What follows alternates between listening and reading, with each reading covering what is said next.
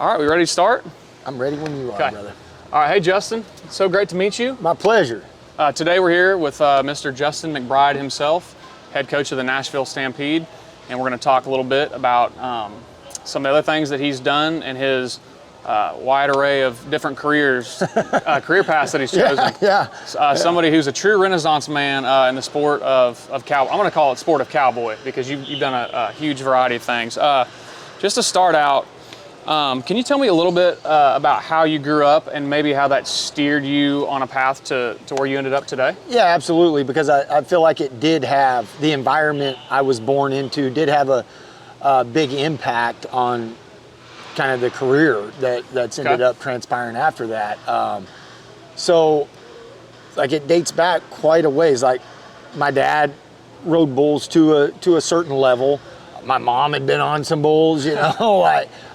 My grandmother had been on bulls. My grandfather was a bull rider. It was actually was killed in the arena like a year before I was born, so I never even knew him. But growing up, you hear those stories, right? As a small child, you hear those things, and you know, people tend to paint their loved ones in the past in heroic terms, you know. So that's what I grew up knowing and thinking about and dreaming about, and you know, got exposed to it some as a young kid. I wasn't like a kid that grows up playing t-ball and then he's playing travel ball when he's 7 and all the way through. Like, I got to do a lot of different things growing up, but we went to a few junior rodeos and things like that, and I would ride calves and then steers. And when I was probably about 10 years old, I won a little money in the steer ride. I won like $10 one day, and I was like, whoa, wait a minute.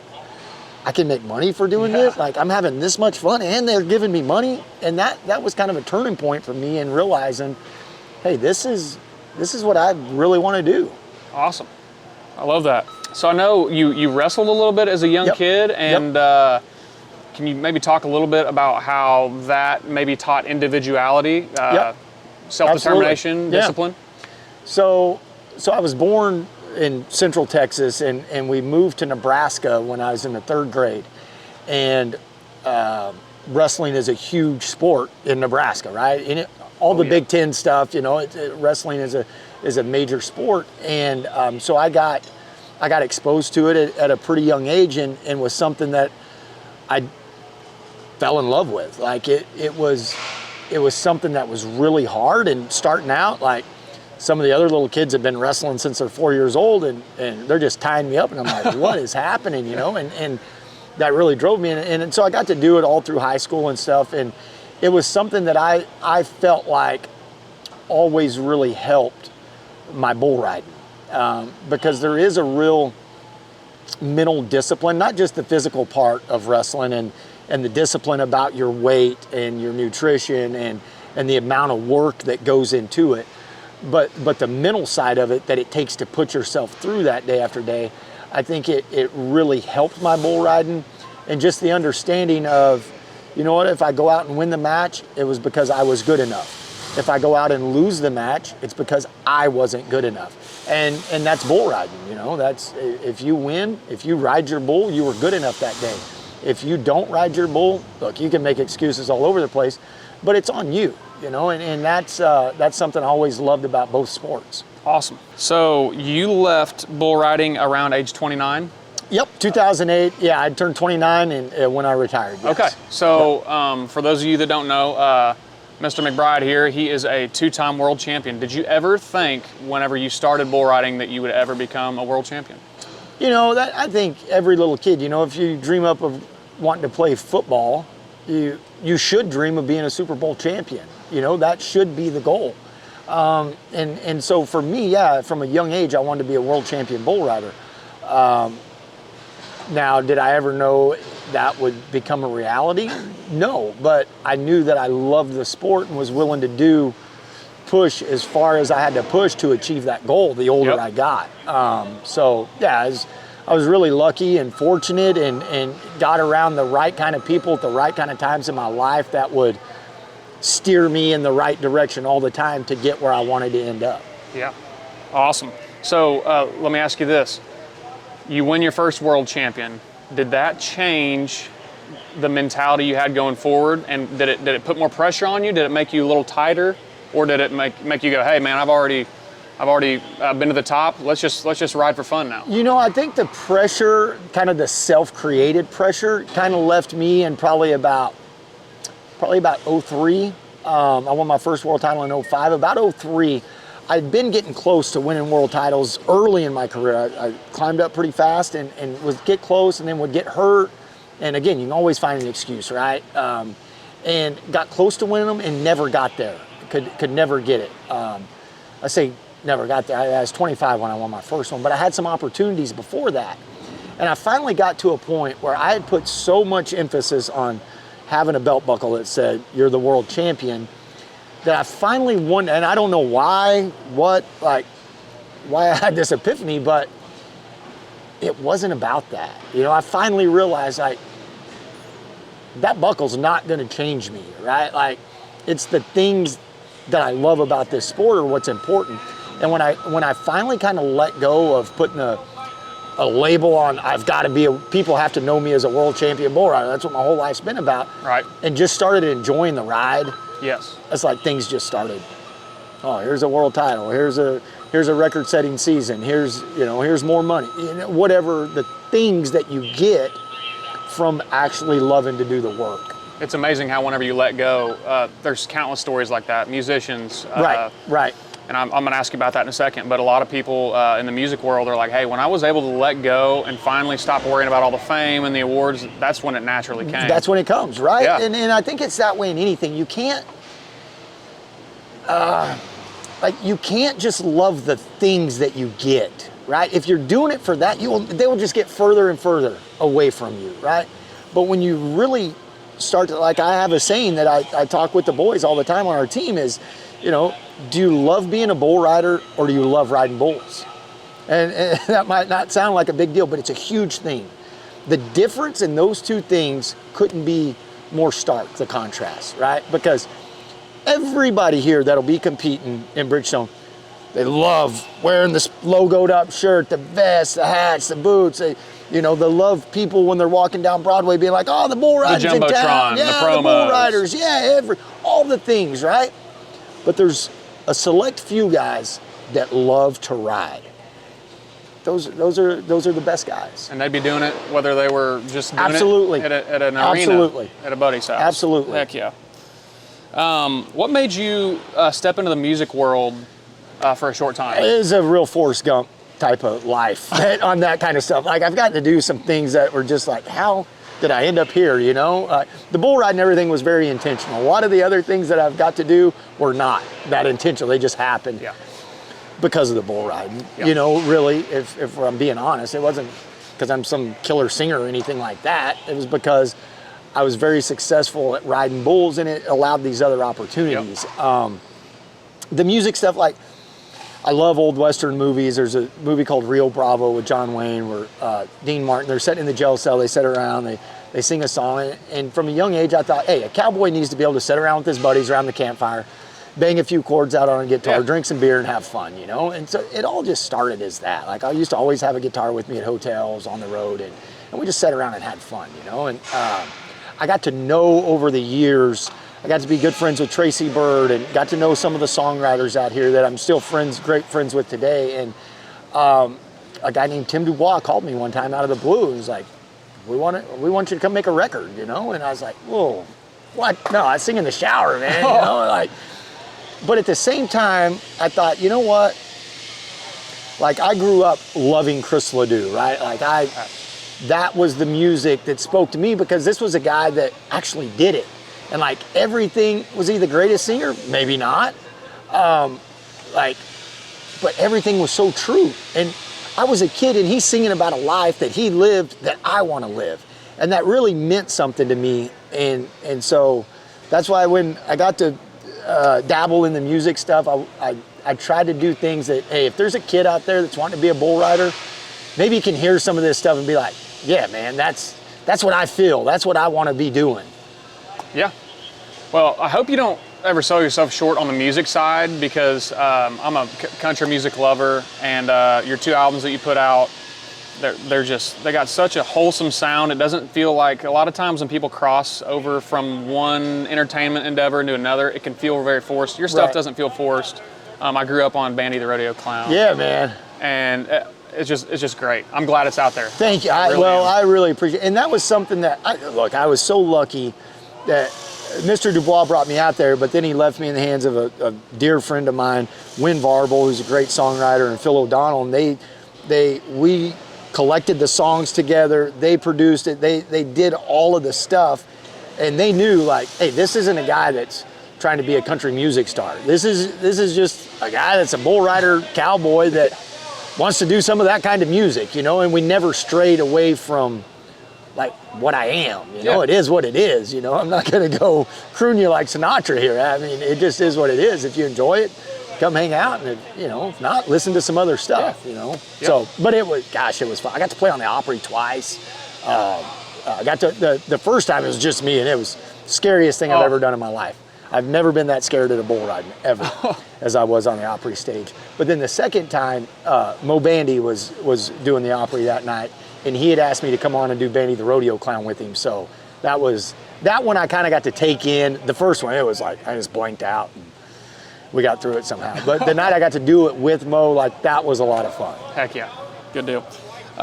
If there was one person that you looked up to as your mentor, is there a certain person you can put a finger on, or was it a variety of people? It's been it really has been a variety of people, but probably, like, I would have to say my dad, right? Because he was there in the very beginning, and he's still there today. Like, and he's one of those very quiet guys. Doesn't show a lot of emotion about things, especially sporting events and things. But it's very easy to read too, because it's so subtle. The good job is so subtle, and so is the disappointment. They're very subtle, and they seem to mean way more than the people that are, oh, that was great, or God, you're terrible. It always really meant a lot to me. And that's, your foundation, whether it's horses, whatever it is, humans, like, those early years are really important. And I think that is, what sent me on the path that I've still been on. And then, I've got to have great, real cowboys, like real men in my life throughout the years of development that were there to go, nah, man, that ain't the way. Like, and I'm really thankful for that. Cody Lambert has been like a family member to me. He's one of the other coaches, and he's somebody that has really helped me a lot throughout my life. Good. I think it's funny because almost every bull rider that I've interviewed, I ask them that question, and they almost always say their dad or their grandpa. Right. And it is, I think you see that a lot in the Western way of life. Your family, if it's available to you, is something those values are very strong in our culture, Yep, I love that. It feels pretty unique to the sport of bull riding, because a lot of different entertainment avenues, most people look up to some kind of celebrity or something. Right. And that's too bad, I know. Think of how the world would be, it's like Chancey's song, "The World Needs More Cowboys." And that's a great, fun, upbeat song, but it's so true. You think, and not just for the hat and the boots and stuff, like, there's so much more that goes into it. There is a code there of how you live, of your word means something. Like, you own your name in this world, and if you wreck that, what do you really have? Right. And so if people would live by those, their family is important, standing up for what's right's important. Doing what you say you're gonna do, for Christ's sakes, is important. Just the most simple things. If the world tried to live by that a little bit more, what a place it would be. I couldn't agree more. And hey, everybody loves a cowboy. Yeah, man. So what has it meant to you to be head coach at the Nashville Stampede, first ever PBR team series? It's been awesome so far. We're getting into our third year. This is our third time being here at our home stand in Nashville, and I say this a lot. I'm probably a little biased because this is the team I coach, but take that out of the equation. This is the best event in the league. like bar none. It just is. There is not another atmosphere in the league. And look, the other teams put on some great home events when they're at home. Kansas City has a great event. We just left Brooklyn, New York, and it was killer. It was a fantastic event. There's nothing like Nashville. There's just not. Like, this place will get to rocking tonight. And like, just being around, I've been in town all week, and leaving out of the food hall last night, and the security guy's like, good luck tomorrow, coach. And just like, people get into it. They support it here. You got sports people. You've got, just a casual tourist fan that ambles their way into the event. And then you've got the country music, Western fan that's here. Like, you've got all the best pieces to put on a great crowd here. Yeah. I couldn't agree more. What was it like to win the first ever team series in 2022, especially going in as the underdog? Yeah, absolutely. This sport is so tough for guys to stay healthy in. So like here this weekend, we're starting to have our full lineup we haven't even had most of our lineup that's supposed to be out there competing. Tonight you'll get kind of a taste of actually what the Stampede's full lineup looks like. And like that first year, we had to deal with some injuries, and you've also got to deal with some buy-in from the guys. So, like, to take 5 guys that's done something individually their entire life and to build on that and to get them all walking down the same path, it's a challenging, unique, rewarding experience. And it took us a while, but when everybody sees it, you can do some work now. Yeah. Just to tell you something cool real quick, in 2022, I was able to chat backstage a little bit with Ryan Dirt Eater. Oh, yeah. And, he kind of expressed the fact that, like you, in your early days, he'd been close to a world championship a couple times, but he's like, man, this is my last year, this is my last ride, and I'm hoping that we can get it done. And just seeing how he was kind of the guy that put y'all over the top. Oh, it was amazing. Is there a better moment than that? That's what I told him. I was like, I don't care if you come back to me next year and say, I've got a little more left. You are not getting on another bull, because we can't do it like that. We can never end your career like that again. Oh, my. Like, and the last bull he rode out there that day, like at 3 seconds looks like I'm going, oh, God, no. Like, it looks like he's out of position. Things are not set up for him to finish the ride. And it was just, you could tell it was a career of getting close and never being able to find what it took to get over, and he found it that day. And it was I get tore up about it, like, because it was a really special thing to see somebody, like, this guy had no knees left. Like, we had to be very intentional about how we used him throughout the season, because he'd give you his guts, but the body was just starting to leave with dirt. And so to see him finish it that way, man, it was something I'll never forget. That's an all-time moment for sure. What advice do you have for young kids that are coming up in the sport? My advice would be to learn to love hard things, right? Like, don't, as we've already talked, don't just set out to do this for the things you can get from it, like, the material things. Learn to love how hard it is. Learn to enjoy how difficult it is, because this is a very dangerous sport. Jerome Davis, coach of Carolina, who we're going to play in the first game, is in a wheelchair and has been since he's 25 years old.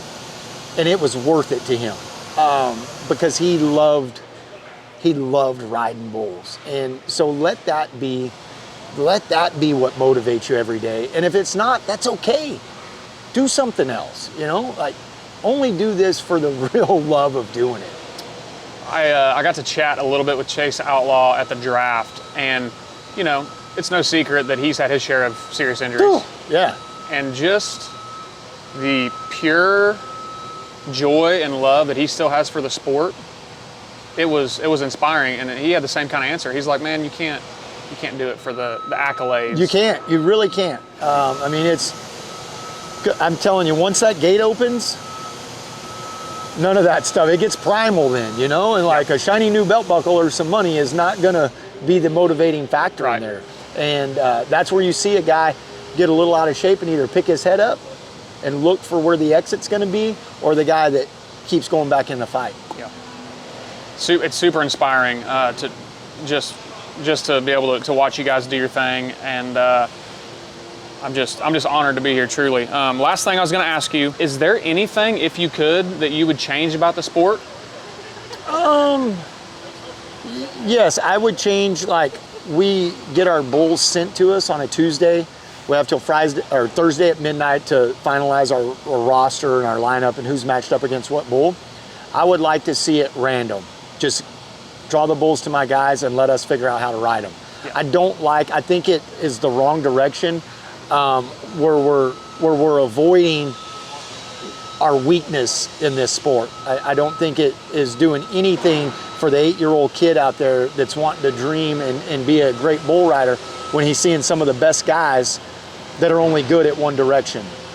So that's just me being an old guy. Well, that's a tough question for me to ask. You got to be complete, Yeah. But other than that, no, this sport's been my life. The growth, everything it is, that's just a little kind of inside baseball thing. But yeah. I hear you. And last thing, I'll ask you, and you can answer this as surface level or as deep as you want.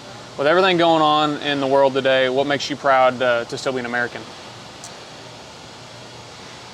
Everything, right? Even as bad when I see things, when I see people rioting in this country and burning stuff down and acting a fool, there is still, I've had the pleasure and the opportunity and the good fortune to get to travel the world a little bit and be in different countries. And there's no place like America, Nope. And that's what I try and tell a lot of our guys. This is still the land of opportunity. If you want it bad enough, it's still there, but you got to go take it. You got to go do the work and you got to go take it. You got to do it with honor. Yep. You got to do it with integrity, but it's still there. It's still there to start from nothing and change your family's life for generations to come in this country. And I don't think there's a lot of places in the world where you can do that. And I really wish people would quit saying that that's not the case here. I know. Because it is. They need to go travel a little bit sometimes, I think. I got out of the country for the first time this year. My wife and I went on our honeymoon in Greece, and I was so excited. And while it was beautiful, right. And I'm so glad I went, it was just shocking to me. I was like, man, this still is nothing like home. Right. And I was like, right. Get me back. Our first plane back in the States, we landed in Seattle. I've never been to Seattle. I don't really care too much for Seattle, but I was like, oh, I wanted to kiss the ground. Right. I was like, man, we got so lucky. So I love your answer about that. And thank you so much for your time. Hey, today. Hunter, thank you, brother. I appreciate it. I'm so looking forward to the event tonight, and just really proud to be able to talk to you. You just had a great career, and it's just going to keep going up from here. And I can't wait to see how the Nashville Stampede does this weekend. Yeah. I'm excited for everybody to get to see the boys. We got a hell of a tough game. First one against Carolina. They've been doing great this year, but that's why we do that. If it was an easy one, what would it mean? So exactly. No, we're excited. Thank you very much. Well, thank you so much for your time. Absolutely.